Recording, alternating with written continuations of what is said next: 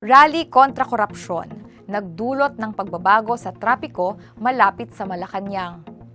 Sarado ang ilang kalsada patungong Malacanang dahil sa isinagawang interfaith rally against corruption ng grupong United People's Initiative or UPI. Kabilang sa mga isinara ang Ayala Bridge at bahagi ng Mendiola, Recto, matapos maglagay ng mga barikada para sa seguridad ng inaasahang pagdagsa ng mga kalahok sa rally.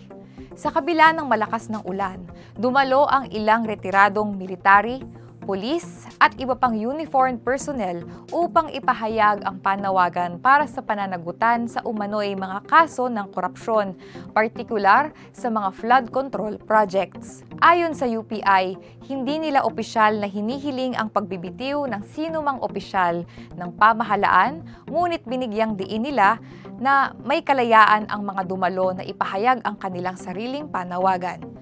Ayon sa Manila Police District, umabot na mahigit 2,000 katao ang dumalo sa Freedom Park habang mahigpit na binantayan ng mga otoridad ang daloy ng kilos protesta. Patuloy namang hinihintay ang pahayag ng Malacanang hinggil sa mga aligasyon at panawagan ng grupo.